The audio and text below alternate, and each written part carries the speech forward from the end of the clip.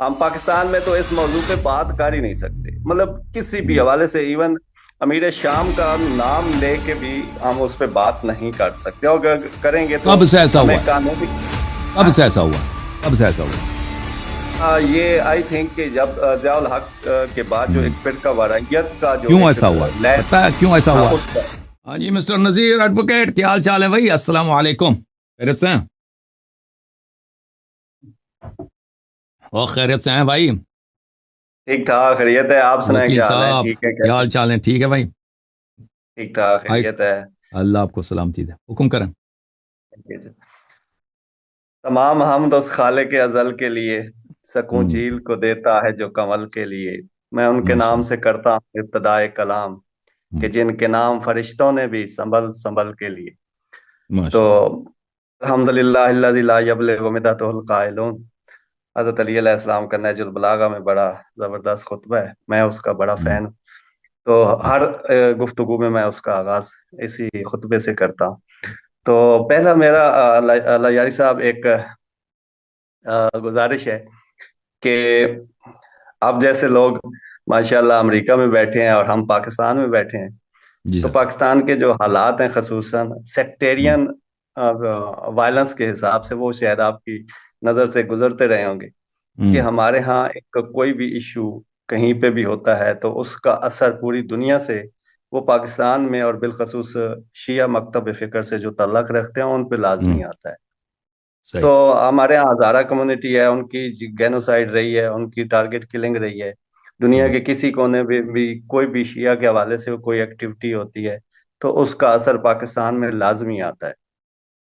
تو فرقہ واریت کا حساب یہ ہے کہ ڈاکٹر مارے گئے، وکیل مارے گئے، ہم، اور ہمارے ہاں پروفیشنل جتنے ہیں بزنس مین مارے گئے، اور بالخصوص ہزارہ کمیونٹی کے لوگ مارے گئے۔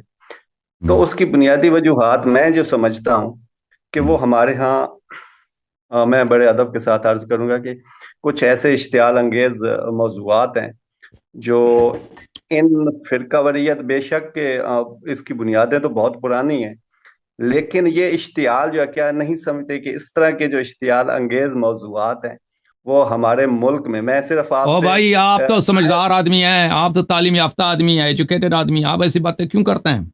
آپ کو تو پتہ ہونا نہیں، چاہیے، آپ پاکستان ملک میں رہتے ہیں، جس ملک میں ہم آشیوں کے لیے جہنم بنا ہوا ہے پچھلے 40 سال سے، جانا بالکل قتل عام ہو رہا ہے پاکستان شیوں میں، ٹھیک ہے، شیوں کا، یہ کیوں ہو رہا ہے؟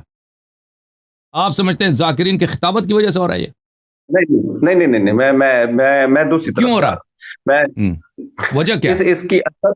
اس کی اصل وجوہات جو ہے نا، یہ ظاہر ہے ہم، ایسے جو ہمارے ہاں چونکہ پاکستان میں ایک باقاعدہ مخصوص ٹارگٹ کلنگ، مطلب مخصوص طریقہ کار سے ٹارگٹ کلنگ کی جاتی ہے۔ ہم، ابھی جس ہم، طرح کے یہ موضوعات ہیں ہم ڈسکس کرتے ہیں اوپنلی، اور ہم پاکستان میں تو اس موضوع پہ بات کر ہی نہیں سکتے، مطلب کسی بھی ہم، حوالے سے، ایون امیر شام کا نام لے کے بھی ہم اس پہ بات نہیں کر سکتے، اور اگر کریں گے تو کب سے ایسا ہمیں ہوا ہے؟ قانونی کب سے ایسا ہوا ہے؟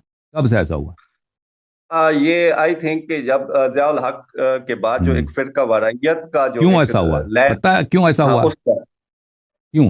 نہیں، ظاہر ہے اس نے ایک پراکسیز پالی، جیسے سعودی ہم، پراکسیز ہیں، انہوں نے پاکستان ہم، میں ایران کو کاؤنٹر کرنے کے لیے، یا دوسری مطلب میں کوئی ایران کا کسی بھی حوالے سے کوئی اس طرح کا کوئی وہ نہیں ہوں ان کا کوئی کسی بھی حوالے سے، لیکن میں ایسے ہی سمجھتا ہوں کہ ظاہر سعودی عرب اور ان کی پراکسیز اور پاکستان اس کا جو ہے ایک ہم، بیٹل فیلڈ بنا رہا ہے۔ تو پاکستان میں جو خصوصاً جو وہ مارے جاتے ہیں، پروفیشنل مارے جاتے ہیں، ڈاکٹر مارے جاتے، ڈاکٹر علی رضا شاید آپ جانتے ہو امریکہ سے آئے تھے پاکستان میں، اور ان کا آئی اسپیشلسٹ اچھا، ورلڈ وائڈ ان کی کب قتل ریکگنائزیشن، ہوا ان کا؟ یہ قتل ہوئے تھے 2009 8 9 ہم، میں۔ تو بیٹے ٹھیک، سمیت بیٹا، اور وہ کچھ ویک ایک اچھا، ہفتے کے لیے آئے تھے تو اللہ رحمت کرے، بیٹے سمیت ان کو قتل کر دیے۔ تو بہرحال اسی ہم، طرح کے کئی واقعات ہیں، پروفیسر مارے جاتے ہیں خصوصاً جو شیعہ مکتب فکر سے۔ تو یہ جو ہمارے ہاں ایک تو یہ پرابلم ہے، اس کا ہم۔ پاکستانی کمیونٹی، شیعہ کمیونٹی کے حوالے سے آپ کیا سجیسٹ کریں گے؟ کہ کیونکہ آپ تو وہ کھل کے بات کر سکتے ہیں، دیکھیں بھائی ہم میں آپ تو کو بتاتا ہوں، دیکھیں یہ پاکستان میں جو کچھ ہوتا ہے نا، اور صرف پاکستان میں نہیں ہے، دنیا کے بہت سارے ملکوں میں، پاکستان میں آرم جو ہے وہ کانفلکٹ ہے شیعوں کے ساتھ، اور دوسرے ملکوں میں بھی ہوتا رہا ہے. ابھی میں اس کی مثال دے دیتا ہوں آپ کو. میں نے اس کے متعلق بہت بات کی ہے، اور اس کا ذمہ دار کون ہے، اس کی اصل وجوہات کیا ہیں. دیکھیں اس کا پاکستان میں 80s سے پہلے ایسا کوئی ایسی بات نہیں تھی. حالانکہ پاکستان میں شیعوں کا جو کلچر ہے خطابت کا، بات کرنے کا، وہ بہت کھلا تھا 80s سے پہلے. ہاں اس سے زیادہ کھلا ہاں تھا بالکل. بہت کھلا تھا. مناظرے ہوتے تھے، لوگ کتابیں لکھتے تھے، کتابیں چھپتے تھے، یعنی جلسے جلوس ہوتے تھے. وہ ذاکرین حضرات جو ہے وہ اپنے مجالس میں جو کہنا مرضی ہوتا تھا کہتے تھے، کچھ نہیں ہوتا تھا.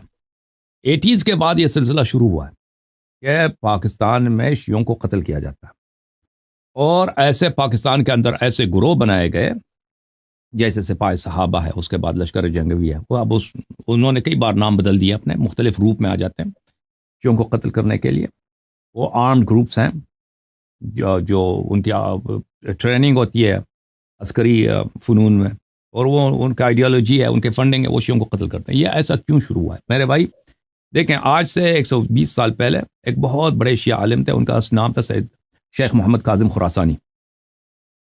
یہ عالمی جنگ کے پہلی عالمی جنگ کے زمانے کی بات ہے.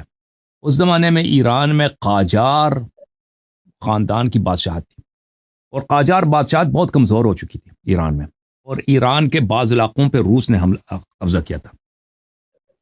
کیونکہ ایران تو پہلے بہت بڑا ملک تھا، روس نے بہت سارے علاقے ایران کی چھین لیے تھے. تو ان کے بہت سارے شاگرد تھے، وہ بہت بڑے مرجع تھے، محمد کاظم خراسانی رحمۃ اللہ علیہ. ان کے ایک شاگردوں میں سے محمد حسین نائینی تھے، اور وہ بھی بہت بعد میں بہت بڑے مرجع بنے. تو ان کی اس زمانے میں جو ایران میں بہت ساری سیاسی تحریکیں چل رہی تھیں، اور ایک تحریک جو تھا وہ کانسٹیٹیوشنلزم کا تھا کہ ہم جو ہے بادشاہت کو، جیسے انگلینڈ میں بادشاہت کانسٹیٹیوشنل ہے، بادشاہ کے ہاتھ میں اختیارات نہیں ہے. اختیارات کس کے ہاتھ میں؟ پارلیمنٹ کے ہاتھ میں.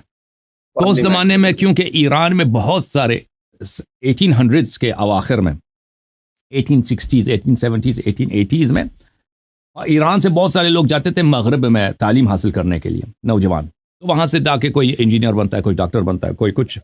تو وہاں سے خیالات لے کے آتے تھے ڈیموکریسی کے. تو اس زمانے میں ایران میں یہ تحریکیں چل رہی تھیں بہت ساری کہ ہم ایران میں کیونکہ بادشاہ بہت بیکار بادشاہ تھے، نالائق بادشاہ تھے. ان کو صرف ہر بادشاہ کے مطلب حرم ہے، اس میں 200 عورتیں، 300 شادیاں اس نے کیا.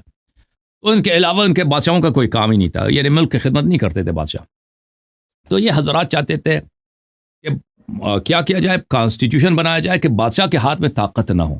اور آہن محمد کاظم خراسانی بھی اسی حق میں تھے، وہ بھی چاہتے تھے کہ بادشاہ کے ہاتھ میں نہ ہو، قوم کے ہاتھ میں. تو اس زمانے میں کیونکہ ایران میں افراتفری تھی، اور یہ مرجع جو تھا نا، جیسے ابھی سیستانی صاحب ہیں، بہت طاقتور مرجع نا، اس زمانے میں وہ تھے. وہ سیستانی، اب سیستانی کے مقابلے میں وہ بہت زیادہ پاورفل تھے. سیستانی کے اتنا طاقت نہیں ہے جس کا محمد کاظم خراسانی کا تھا. تو اس کے یہ جو بہت معروف شاگرد ہیں محمد حسین نائینی نے، وہ یہ ان کے ایک میٹنگ ہے، یہ میٹنگ کو اس کے شاگرد آغا بزرگ تہرانی نے لکھا ہے. ان کے 15-16 دن ان کے آپس میں میٹنگ ہوتے رہے، آخوند اور اس کے شاگردوں کے. اس میں گفتگو رہی کہ ہم کیا کریں. ابھی جو موجودہ حالات ہے ایران میں، آدھا ایران پہ روس نے قبضہ کیا ہے، بادشاہ جو ہے بیکار ہے، بہت سارے لوگ سیکولر ہیں، وہ ایران کو سیکولر بنانا چاہتے ہیں. تو اس میں محمد حسین نائینی رحمۃ اللہ علیہ کا نظریہ یہ تھا کہ آخوند آپ آ جائیں، ایران میں چلتے ہیں. آپ حکومت کو کوئی روکنے والا آپ کا نہیں ہے، کوئی آپ کو روک ہی نہیں سکتا. آپ کا اتنا لوگ، سب لوگ آپ کو چاہتے ہیں، آپ ایک اسلامی حکومت بنا دیں. اور اس کے اتنے فائدے، اس نے بہت سارے فوائد گنے تھے نائینی صاحب نے. تو نائینی صاحب نے اپنے دلائل دے دیے، اور آغا بزرگ تہرانی لکھتے ہیں کہ جب نائینی صاحب اپنے دلائل دے رہے تھے تو ایسا لگ رہا تھا کہ ان دلائل کو کوئی رد نہیں کر سکتا، کہ اتنے فائدے ہوں گے، ہم حکومت اسلامی بنائیں گے. پھر آخوند سنتے رہے، آخوند نے کچھ جواب نہیں دیا. جب 2-3 جلسوں کے بعد، میٹنگز کے بعد، وہ بہت دیر تک بات کر، ان کی بات ختم ہو گئی تو آخوند نے بات کرنا شروع کر دیا. آخوند نے جو جواب دے دیا محمد حسین نائینی کو، اپنے شاگرد کو، اس میں بہت سارے دلائل ہیں. دلائل کو کور کرنا ممکن نہیں ہے. اس میں جو اس نے دلائل دیے، ان دلائل میں ایک دلیل یہ ہے کہ ہم شیعہ علماء اگر حکومت بنا دیں پہلی بات یہ اس کی کوئی شرعی حیثیت ہے ہی نہیں. اہل بیت علیہ السلام کا حکم نہیں ہے. یہ کوئی حدیث کوئی روایت نہیں ہے کہ ہمیں حق ہے حکومت بنانے کا. ان کے علاوہ بہت سارے وہ رد کرتے ہیں اپنے شاگرد کی باتوں کو. اس میں ایک دلیل یہی ہے کہ اگر ہم حکومت بنائیں گے تو اس کا نتیجہ یہ ہوگا کہ ایران میں ہماری اکثریت ہے لیکن دوسرے ملکوں میں ہماری اکثریت نہیں ہے, شیعوں کی اکثریت نہیں ہے. اس کا نتیجہ یہ ہوگا کہ وہاں پر شیعوں پہ سختی بڑھ جائے گی. جو دوسرے ملکوں میں غیر ایران میں لوگ رہتے ہیں نا, ان پہ شیعوں کی اکثریت بڑھ جائے اور وہ وہاں پہ پھنس جائیں گے اور ان پہ ظلم ہونا شروع ہو گیا. اور پھر ایک اور بھی بات ہے انہوں نے کہا تھا, اور دیکھیں ابھی فی الحال جو ہیں جب مخالفین کے یعنی اہل سنت کے, ان کے پاس کوئی اسلامی حکومت نہیں ہے, لیکن اگر ہم اسلامی حکومت بنا دیں تو وہ بھی اس مسئلے کو پش کریں گے. ان کے علماء کو بھی حوصلہ افزائی بنے کہ روافظ نے بنا دیا, ہم ان سے کیا کم ہے. اور پھر اگر وہ عالم اسلام میں وہ حکومتیں بنانا شروع کر دیں, وہ ہمارے ضرر میں ہیں, کیونکہ وہ جتنے ان کی حکومتیں سیکولر ہوں گے وہ ہمارے فائدے میں ہیں. اگر وہ ان کے مولوی حکومت بنا دیں, اسلامی حکومت بنا دیں, تو ان کے پاس شیعہ دشمنی کے علاوہ کچھ بھی نہیں. اچھا یہ دلائل میں نے بہت مختصر بتا دیے, ان کے دلائل بہت زیادہ ہے. آخوند محمد خراسانی. جی سر, میں اس میں یہ ایڈ کروں کہ جب ایرانی انقلاب کے بعد خصوصاً پاکستان میں ایک تحریک شروع تحریک فقہ نفاذ فقہ جعفریہ, تو آپ دیکھیں کہ ایک ملک میں 10% شیعہ آبادی اگر وہ چاہے کہ میں 90% پہ اپنا نظام اپنا فقہ نافذ کروں, تو وہ تو لازمی ہے کہ وہ دوسری طرف سے ایک ریزسٹنس سامنے آئے گی. اور پھر ادھر سے ایک لشکر جنگی تشکیل پایا, اور یہاں سے یہ ایک وار ایسی شروع ہوئی جو ابھی تک جس کی آگ ابھی تک ہمیں محسوس ہو رہی ہے. اور روز دیکھیں میں آپ خدمت میں عرض کروں, جب تک ایران میں فقیہ کلچر اور یہ اس طرح کی چیزیں جب پاکستان پہ نافذ کرنے کی کوشش کی جاتی ہے, ادھر سے سعودی فنڈ کرتا ہے, ادھر سے ایران بیک کرتا ہے اس طرح کے جو اپنے ایجنڈے, تو ظاہر ہے پاکستان ایک بیٹل فیلڈ بنا ہوا ہے اور سیکٹیرین وائلنس کا بنیاد ہے پاکستان میں, خصوصاً بہت زیادہ اشتعال ہے اس حوالے سے. دیکھیں جب ایران کی حکومت آئی ہے, ٹھیک ہے نا, خمینی صاحب, اس کے پیچھے اس کی ایک آئیڈیالوجی ہے. اس کا آئیڈیالوجی ہے کہ میں ولی فقیہ ہوں. ولایت فقہ کا کیا مطلب ہے کہ میں پورے عالم اسلام کا ایک لیجیٹمیٹ گورنمنٹ ہے اور وہ میری حکومت ہے, ایک لیجیٹمیٹ حکومت ہے, باقی سب غیر شرعی اللیجیٹمیٹ ہے, چاہے حکومت پاکستان ہے, چاہے حکومت سعودی عرب ہے, چاہے حکومت اردن ہے, مصر ہے.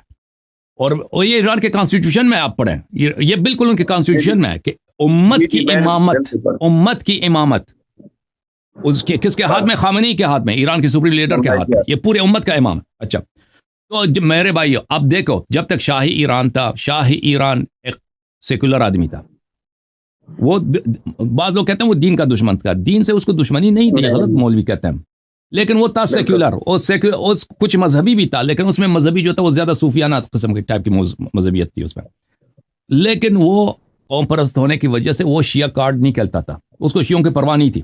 حالانکہ ایران کی جو کانسٹیٹیوشن تھی اس میں کیا تھا کہ اس نے شیعہ مذہب کی خدمت کرنی ہے, کیونکہ ایران کی جو کانسٹیٹیوشن ہے نا, قاجار, وہ آخوند محمد کاظم خراسانی جس کی بات میں کر رہا تھا, ان لوگوں نے لکھایا تھا, مولویوں نے لکھایا تھا, اس میں شاہ پہ لازم تھا کہ شاہ ہمیشہ شیعہ مذہب کی پوری دنیا میں خدمت کرے. لیکن محمد رضا شاہ پہلوی, وہ خدمت کچھ نہیں کرتا تھا مذہب کی. وہ ایرانی قوم پرست, بہت ہی قوم پرست آدمی تھا واقعا. وہ ایران کو ترقی دینا چاہتا تھا اور وہ ایران کو ایک باعزت باوقار جگہ دنیا میں دینا چاہتا تھا, لیکن وہ اس کو پرواہ نہیں تھا کہ ایران سیکولر بنتا ہے, ایران میں بے دینی بڑھ جاتی ہے, اس بات سے اس کو پرواہ نہیں تھا. اہم بات یہ ہے کہ وہ اپنی حکومت میں باہر کے ملکوں میں جو شیعہ رہتے ہیں نا, عراق میں شیعہ رہتے ہیں یا لبنان میں رہتے ہیں, ان سے شیعہ ہونے کی حیثیت سے اپنے سیاسی اہداف کو بڑھانے میں یا علاقائی اہداف کو بڑھانے میں کوئی یوز نہیں کرتا تھا اس مسئلے کو. اب ایرانی حکومت آئی ہے نا, پہلی بات ہے کہ ایرانی حکومت ایرانی انقلاب کے بعد پہلی بات ہے کہ یہ عالم اسلام کی حکومتوں کو یہ تو تسلیم کرتی ہی نہیں ہے. تسلیم اگر کرتی ہے تو تقیہ سے, مجبوری سے. حقیقت میں تو ان کو صرف اپنے آپ کو صحیح مانتا ہے نا. خمینی صاحب اپنے انقلاب کے فوراً بعد انہوں نے اعلان کیا ہم اس انقلاب کو ایکسپورٹ کر دیں گے, یعنی انقلاب عراق میں بھی ہوگا, یہ انقلاب کویت میں بھی ہوگا, پاکستان میں بھی ہوگا. اور دیکھیں ایرانی انقلاب کو جتنا حکومت ایران کا اثر رسوخ شیعوں میں ہے, اس کا 1% بھی اہل سنت میں نہیں ہے. آپ کو تو یہ پتہ ہے. شیعوں کے تمام مساجد وہ کنٹرول کرتے ہیں, شیعہ کے تمام ممبر وہ کنٹرول کرتے ہیں, شیعہ کے جتنے آرگنائزیشن ہیں, مدارس ہیں, سب ان کے کنٹرول میں, مراجع ان کے کنٹرول میں. تو انہوں نے کیا کیا، ایرانی انقلاب کے فوراً بعد انہوں نے دنیا کے ہر کونے میں جہاں بھی شیعہ ہیں ان کو اپنا اعلی کار بنا دیا، حکومت ایران نے اپنا پون بنا دیا. تو اس کا نتیجہ کیا ہوا؟ اس کا نتیجہ یہ ہوا کہ دنیا کے جتنے ممالک ہیں وہ شیعوں کو ایک ففتھ کالم کی حیثیت سے دیکھتے ہیں، ایک ایرانی ایجنٹس کے ذریعے کہ یہ شیعہ حضرات بالکل کہ یہ ایران کے سیاست کو ہمارے ملک میں پروموٹ کرنے کا ان کا کام یہی ہے. ٹھیک ہے نا. اب لبنان میں جو شیعہ انہوں نے احزاب بنا دی، پارٹیز، جس طرح لبنان میں انہوں نے حزب اللہ بنا دیا نا، اسی ٹائپ کا، اسی کا جو ہے ٹوین بردر پاکستان میں بنا دیا، تحریک نفاذ فقہ جعفریہ. وہ اس کا کام ہی کیا ہے پاکستان میں؟ ان کا کام یہی تھا پاکستان میں ہم نے انقلاب لانا ہے. وہ یہی کہہ رہے تھے، وہ تقیہ بھی نہیں کر رہے تھے بھائی. عارف الحسینی صاحب جو پاکستان میں قتل کر دیا ان کو، وہ تو کلم کھلا کہ ہم نے پاکستان میں انقلاب لانا ہے بھائی. وہ تو کلم کھلا یہی کہہ رہے تھے، وہ تقیہ بھی نہیں کر رہے تھے کہ ہم نے پاکستان. تو یہ پاکستان کے جو بھائی صاحب، پاکستان کی جو فوج ہے یہ، معاف کیجیے گا، یہ بیوقوف نہیں ہے. ٹھیک ہے نا. یہ ان لوگوں کی بڑی تربیت ہوتی ہے، یہ بہت ٹریننگ کرتے ہیں، اسٹریٹجی خود ایک علم ہے کہ ایک ملک کو آگے کیسے چلانا ہے، ہم نے کیسے بڑھانا ہے. ٹھیک ہے نا. جب وہ دیکھتے ہیں کہ بھئی ہمارے ملک میں ایک حزب اللہ بنی ہے، حزب اللہ بنی ہے، انہوں نے جو کام ایران نے لبنان میں کیا ہے اسی کا ٹوین بردر ہمارے ملک میں. اور ہمارے ملک لبنان تو ایک چھوٹا ملک ہے، لبنان کی آبادی تو کراچی سے بھی کم تر ہے، پاکستان کا ایک شہر ہے. وہ پاکستان کا ایک شہر کراچی ہے نا، وہ لبنان سے کئی گنا بڑا ہے. یہ تو پاکستان میں تو لبنان کے مقابلے میں کئی ملینز کے حساب سے شیعہ ہیں. اگر ان کو ہمارے خلاف آرگنائز کر دیں یہ تو پاکستان میں بالکل شیعہ پاکستان میں قبضہ کر سکتے ہیں، بلا شک قبضہ کر سکتے ہیں. یہ ایران کا ایک پراکسی اسٹیٹ بنے. اور صرف یہ پاکستانی فوج کی بات نہیں ہے، سعودی عرب بھی دیکھ رہا ہے، وہ بالکل اس بات کو کبھی تسلیم نہیں کریں گے. امارات کبھی امریکہ، یورپ کبھی تسلیم نہیں کرے گا کہ پاکستان کیا بن جائے، پاکستان ایک سیٹلائٹ اسٹیٹ بن جائے ایران کا. نہ پاکستانی فوج اس بات کی اجازت دے گی، نہ سعودی عرب اجازت دے گا، نہ امریکہ، نہ کوئی بھی اس بات پہ راضی نہیں ہے. تو یہ ایک بہت بڑی حماقت ہے، حکومت ایران کی ایک بہت بڑی حماقت ہے. اور ابھی اور ہمارے علماء کی بہت بڑی حماقت ہے کہ اس حقیقت کو تسلیم نہیں کر رہے، حقیقت کو تسلیم نہیں کر رہے کہ پاکستان میں یہ جو ایران کی جو سیاست ہے کہ جہاں بھی شیعہ رہتے ہیں ان کو یوم القدس کے لیے، اپنے سیاسی اہداف کے لیے ان کو آپ استعمال کریں، پولیٹیکل پارٹیز ان کے لیے بنا دیں. اگر وہاں کسی ملک میں دیکھیں ایران کیا کام ہے، اگر کسی ملک میں وہاں کا جو وہ فیڈرل گورنمنٹ ہے، سینٹرل گورنمنٹ وہ کمزور، فوراً وہاں پہ آ کے شیعوں کے لیے ملیشیا بناتے ہیں، اسلحہ دیتے ہیں، ملیشیا بناتے ہیں. ان کا کمانڈ کس کے ہاتھ؟ کمانڈ ایران کے ہاتھ میں ہوتا ہے. جو شیعہ ملیشیا بنتے ہیں عراق میں بنتے ہیں یا لبنان میں بنتے ہیں یا دوسرے ملکوں میں اس کا اس طرح تو نہیں کہ وہ ایک قومی ہے اپنے مفادات کے لیے. وہ ان کا کمانڈ ہوتا ہے ایران والوں کے. جب ایران چاہتے ہیں وہ لڑتے ہیں، جب ایران کا چاہتے ہیں وہ صلح کرتے ہیں. تو یہ جو سیاست ہے انہوں نے پاکستان میں اس کو لانے کی کوشش کیا. اور حکومت پاکستان پاگل نہیں ہے، امریکہ بھی پاگل نہیں ہے، یورپ بھی پاگل نہیں ہے، اور پاکستان لبنان نہیں ہے کہ بھائی جیسا لبنان کو انہوں نے حزب اللہ کو دے دیا، حزب اللہ نے قبضہ کر لیا، پاکستان پہ بھی قبضہ کرنے دیں. اور بھائی انہوں نے اسی میں سوچا، انہوں نے اپنے دیکھیں جو عالمی طاقتیں انہوں نے دیکھا کہ بھائی شیعہ کی لیڈرشپ کس کے ہاتھ میں؟ شیعہ کی اپنی انڈیپینڈنٹ پاکستان میں کوئی پولیٹیکل لیڈرشپ نہیں ہے. شیعہ کی لیڈرشپ ایران کے ہاتھ میں ہے اور ایران ہمارا دشمن ہے. تو پاکستان کو اگر بچانا ہے تو پاکستان میں شیعوں کو کچلنا ہے. تو ان کے پاس، سعودی عرب کے پاس، دیکھیں امارات کے پاس، امریکہ کے پاس، یورپ کے پاس، پاکستان کو لبنان نہ بننے کے لیے ایک ہی چارہ کار تھا کہ یہاں پر شیعہ کو دبانا ہے. شیعہ کو کس طرح دبایا جائے؟ ان کو خوف میں رکھو ہمیشہ کہ یہ ہمیشہ کس بات میں رہیں؟ اس بات کی ڈر میں رہیں کہ ہم کم قتل ہو جائیں گے. ان کو آرام نہ ملے، کبھی یہ اجتماع نہ کر سکیں کہ کوئی سیاسی، کوئی پولیٹیکل پارٹی، کوئی آرگنائز کچھ بھی نہ بن سکے، کیونکہ ان کا جو بھی پولیٹیکل پارٹی بنے گا وہ ایران کو پروموٹ کرے گا. تو میرے نزدیک یہ بالکل کوئی معمہ ہے نہیں. میرے نزدیک یہ بالکل دن رات کی طرح روشن ہے کہ شیعہ اگر پاکستان میں قتل ہوتے ہیں اور پاکستان میں شیعوں کے خلاف اتنے، دیکھیں انقلاب ایران سے پہلے ایک جہادی تنظیم نہیں تھا جس کا کام یہ ہو کہ شیعوں کو قتل کرے. کچھ بھی نہیں تھا.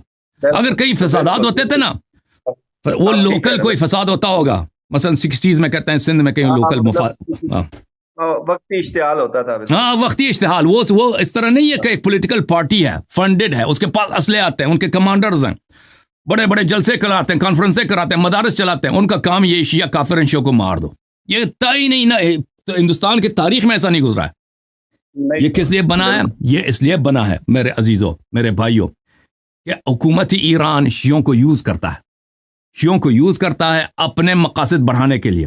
اور پاکستان کیونکہ ایک بہت اہم ملک ہے، پاکستان ایک ایسی ریل اسٹیٹ ہے نا، ایسی جاگیر ہے کہ اس کو آپ مفت میں ایران کو دینے کے لیے کوئی تیار نہیں ہے کہ مفت میں آ کے اس ملک پہ قبضہ کر لیں. اس طرح وہ پاگل نہیں ہے دنیا والے. وہ چاہتے ہیں کہ پاکستان کی یہی موجودہ سیاست رہے. پاکستان ایک ایسا ملک ہو جو مغرب کے ساتھ اچھے تعلقات رکھتے ہوں، امریکہ کے ساتھ اس کے اچھے تعلقات ہوں، یورپ کے ساتھ اس کے اچھے تعلقات، سعودی عرب کے ساتھ اس کے اچھے تعلقات ہوں. اس کا کیا طریقہ کار ہے؟ اس کا طریقہ کار ہے کہ یہاں پر ایران کے جو پراکسیز ہیں، ایران کے جو نائبین ہیں، ایران کے جو ایجنٹس ہیں، وہ کبھی یہاں پہ طاقتور نہ بنے. ان کو کچل دو، ان کو مار دو، تو آپ کو بار آ جاتا ہے. تھینک یو کہ اس کو کہتے ہیں، تھینک یو کہہ دو خامنئی صاحب کو. جس دن خامنئی صاحب اس سیاست کو روک دے، کہ شیعوں کو یوز نہ کرے، شیعوں کو یوز نہ کرے. امریکہ سے سیاست کرنا، خود سیاست کرے. پاکستان کے شیعوں کو، افغانستان کے شیعوں کو، لبنان کے شیعوں کو یوز نہ کرو، ان کو نہ مروا دو. جی سر بولیں. ہمارے یہاں جمعہ کے اجتماعات میں پہلے ایسا ہوتا تھا کہ جی جب جمعہ ہو جاتا تھا تو وہ مرگ بر امریکہ، مرگ بر اسرائیل، مرگ بر رد انقلاب. اور مطلب پاکستان میں بھائی ہمارا اپنا ماحول ہے، ہم 10% لوگ 90% آبادی پہ کیسے قابض ہو جائیں یا کیسے ان پہ اپنا ایجنڈا نافذ کریں. اور پھر ابھی ہم دیکھ رہے ہیں پارا چنار میں زین بیون بنا، سپاہی محمد بنا، اور اس کے دیکھیں پھر اس کے رسپانس میں تو ظاہر لشکر جنگی اور ظاہر 90% آبادی وہ پھر اپنا لازمی ایک اثر دکھائیں گے اور اپنا ایک ایجنڈا نافذ کریں گے.